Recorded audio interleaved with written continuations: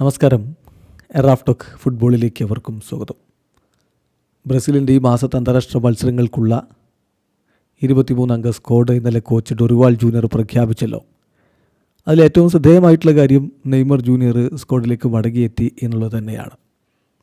ആ സ്ക്വാഡിനെ വിലയിരുത്തുകയാണ് ഇപ്പോൾ ബ്രസീലിയൻ മാധ്യമങ്ങളും അവിടുത്തെ ഫുട്ബോൾ വിദഗ്ധരുമൊക്കെ ചെയ്തുകൊണ്ടിരിക്കുന്നത്. നമ്മുടെ നാട്ടിൽ പല ആളുകളും ആ ടീമിനെ വിലയിരുത്തുന്ന മറ്റുമൊക്കെ നമ്മൾ കാണുന്നുണ്ട്. ഇപ്പോൾ ബ്രസീലിയൻ വിദഗ്ധരെക്കാൾ കൂടുതൽ വൈദഗ്ധ്യത്തോടുകൂടി ഇവിടെ ബ്രസീലിയൻ ടീമിനെ നിരീക്ഷിക്കുന്നവരൊക്കെ ഉണ്ട്. ഏതായാലും നമ്മൾ ബ്രസീലിലെ വിദഗ്ധർ എന്തു പറയുന്നു അതാണ് നമ്മൾ പ്രധാനമായിട്ടും പരിഗണന കൊടുക്കുന്നത്. അതാണല്ലോ അതിൻ്റെ ശരി. കാരണം അവർക്കല്ലേ അവരുടെ ടീമിനെക്കുറിച്ച് കൂടുതൽ പറയാൻ കഴിയുക. ഇപ്പോൾ നെയ്മർ ജൂനിയറുടെ മടങ്ങി വരവ് അത് ശരിയായ തീരുമാനമാണ്. കോച്ചെടുത്ത ശരിയായ തീരുമാനമാണ്. വളരെ കുറഞ്ഞ മത്സരങ്ങളെ നെയ്മർ പരിക്കിൽ നിന്ന് മുക്തനായി വന്നിട്ട് കളിച്ചിട്ടുള്ളൂ. എന്നാൽ പോലും അദ്ദേഹത്തെ തിരികെ എടുക്കുന്നത് ശരിയായിട്ടുള്ള തീരുമാനം. എന്നാൽ റയൽ മാഡ്രിഡിൻ്റെ ഒരു സൂപ്പർ താരത്തിൻ്റെ കാര്യത്തിലെടുത്ത തീരുമാനം തെറ്റായ തീരുമാനമായിരുന്നു എന്നാണ് ഇപ്പോൾ പലരും പറയുന്നത്. ബ്രസീലിയൻ മാധ്യമം ഗ്ലോബോയിൽ അലക്സാൻഡ്രെ അലിയാറ്റി കൃത്യമായിട്ട് ഇത് ചൂണ്ടിക്കാണിക്കുന്നുണ്ട്. എൻട്രിക്കിനെ ടീമിൽ ഉൾപ്പെടുത്തണമായിരുന്നു. അടുത്ത വേൾഡ് കപ്പിനുള്ള ഒരുക്കത്തിലല്ലേ ബ്രസീൽ ടീമുള്ളത്.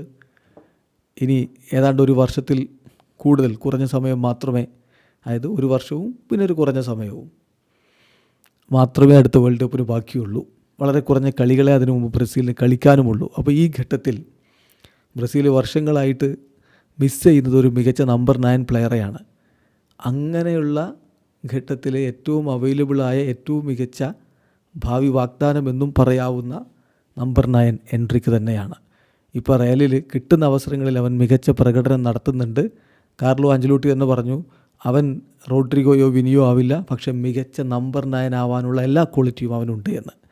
അങ്ങനെയുള്ളൊരു താരത്തിന് അവസരം കൊടുക്കാതിരുന്നത് തെറ്റായിപ്പോയി എന്നാണ് ഇപ്പോൾ ബ്രസീലിയൻ ഫുട്ബോൾ നിരീക്ഷകൻ പറഞ്ഞു വെക്കുന്നത്. അലക്സാൻഡ്രെ അലിയാറ്റിയുടെ ആ ഒരു നിരീക്ഷണത്തിലേക്ക് നമ്മളൊന്ന് പോവുകയാണ്.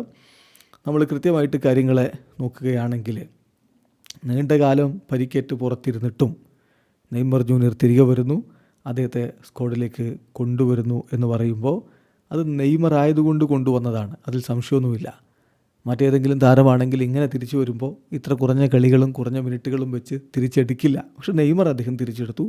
അത് ശരിയായിട്ടുള്ള തീരുമാനം തന്നെയാണ്. സാൻഡോസിൻ്റെ നമ്പർ 10 സ്ക്വാഡിലേക്ക് കൊണ്ടുവരുന്നത് ബ്രസീൽ ടീമിന് അടുത്ത വേൾഡ് കപ്പിലേക്കുള്ള ഒരുക്കത്തിന് വളരെ പ്രധാനപ്പെട്ട ഒരു കാര്യമാണ്.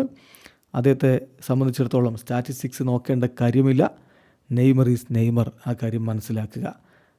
അദ്ദേഹം ഇപ്പോൾ ഈവൻ ലോവർ പെർഫോമൻസ് നടത്തിയാൽ പോലും അദ്ദേഹം ടീമിലേക്ക് വരികയാണെങ്കിൽ അത് മറ്റു താരങ്ങളുടെ ആ ഒരു മൊറയിലും ബൂസ്റ്റ് ചെയ്യും. കഴിഞ്ഞ 2 പതിറ്റാണ്ടോളം കാലമായിട്ട് ബ്രസീൽ പ്രൊഡ്യൂസ് ചെയ്ത ഏറ്റവും മികച്ച താരമാണ് നെയ്മർ ജൂനിയർ എന്ന കാര്യം മറക്കേണ്ടതില്ല. നമ്മളിപ്പോൾ വേൾഡ് കപ്പ് ക്വാളിഫയറിൽ നമ്പർ 5th നിൽക്കുന്നത്. അപ്പോൾ മുന്നോട്ട് പോവുക എന്നുള്ളത് പ്രധാനപ്പെട്ട കാര്യമാണ്. ഇനി അബദ്ധങ്ങൾ പറ്റാതിരിക്കുക. നെയ്മറുടെ കാര്യത്തിൽ അദ്ദേഹം no longer A certainty.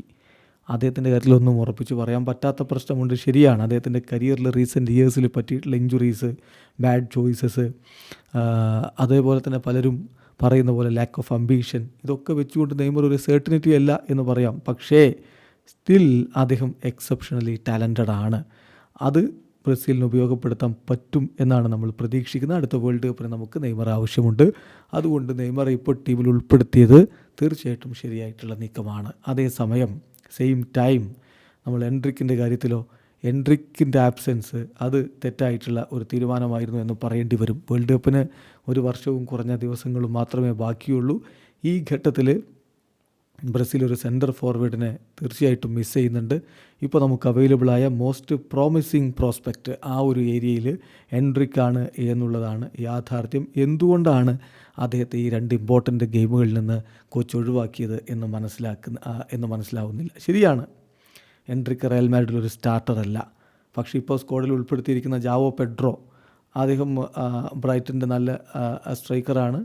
Then അതുപോലെ തന്നെ ഇഗോർ ഹീസസ്, ഇവരെ ഇപ്പം കഴിഞ്ഞ ആ ഒരു പ്രീവിയസ് കോളപ്പിൽ മികച്ച രൂപത്തിൽ കളിച്ചിട്ടുള്ള താരമാണ്. അദ്ദേഹത്തെ ഇപ്പോൾ ഉൾപ്പെടുത്തുന്നില്ല. ഇവരൊക്കെ സ്റ്റാർട്ടറായിട്ട് ഉപയോഗപ്പെടുത്താൻ പറ്റുന്ന താരങ്ങളാണോ? അതുപോലെ തന്നെ എംബാപ്പയും വിനി ജൂനിയറുമുള്ളൊരു ടീമിൽ അവർ രണ്ടുപേരെയും മറികടന്ന് സ്റ്റാർട്ട് ചെയ്യാൻ ഈ കളിക്കാർക്ക് കഴിയുമോ? ഇല്ലല്ലോ. അപ്പോൾ പിന്നെ എൻട്രിക്കിനായിട്ട് പ്രത്യേകിച്ച് അവിടെ ഒരു ക്രൈറ്റീരിയ വെക്കേണ്ടതില്ല.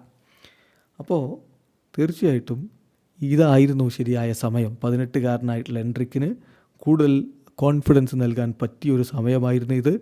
അദ്ദേഹത്തെ എക്സ്ക്ലൂഡ് ചെയ്തത് ഡൊറിവാൾ ജൂനിയറുടെ ഭാഗത്തു നിന്നുള്ള തെറ്റായിട്ടുള്ള തീരുമാനമാണ് എന്നാണ് ഇപ്പോൾ അലക്സാണ്ട്രെ അലിയാറ്റി പറയുന്നത്. വീഡിയോ അവസാനിക്കുന്ന ഫുട്ബോൾ ലോകത്തെ കൂടുതൽ വിശേഷങ്ങളുമായി റാഫ് ടോക്സ് എത്താം.